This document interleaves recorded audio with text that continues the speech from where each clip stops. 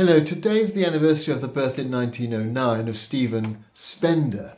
Not perhaps one of the most fashionable poets, authors today, but at the time, in the mid-20th century, very much at the heart of the various movements in poetry and philosophy that were moving around, free-flowing in conversation among the literati of London.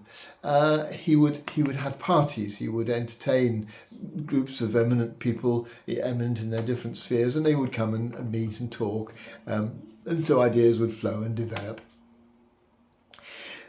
Philip Larkin, who was as eminent as any of the poets of that generation, however, didn't always respond to invitations to join Stephen Spender, although he liked him apparently, but he was asked on one occasion why he didn't go, and apparently he totted up what it would have cost him to go, the train fare from Hull, where he lived, the taxi fare from Euston to London Road NW8, and the cost of staying a night in a club or hotel. He said, just think what I could do with that money instead. I could buy a new Michael Innes novel, or a new record, or a bottle of gin, or some of my favourite magazines, and sit down at home and have a quiet evening in. I recall that comment for you because it seems to me that there are probably quite a lot of us who, when invited out, tot up what we could be doing if we were left to our own choices for what to do with that particular period of time. There are two kinds of people, aren't there? There's the people who, given an invitation to go out, will immediately leap at it and thoroughly enjoy the prospect of good conversation and having fun with others.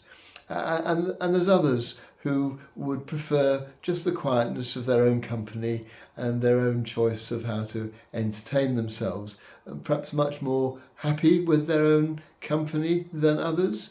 I don't necessarily think that's the case, but certainly prefer their own company, perhaps most of the time, to being with lots of other people. And I think sometimes, and I speak as one who tends to prefer my own company, I think sometimes it can be seen as somehow antisocial to want to be on your own rather than to be in a group, or to be just at home with the person that you live with.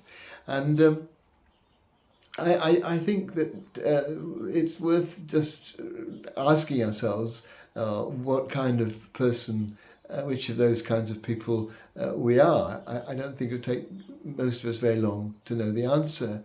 But when, having discovered the answer, to ask ourselves why that is what we would prefer, and whether or not there might be things that we're missing out on by not being more willing to attend social events, for example, if that's the way it is, or more willing to spend an evening at home by ourselves or with our partner, if that's what it is.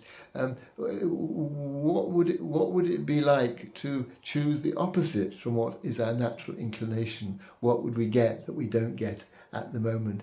I think just some exploration in our minds as to why some of us like to be going out with others and others don't. It would perhaps help us to come to a greater degree of self-knowledge and perhaps lead to a slight change in preference.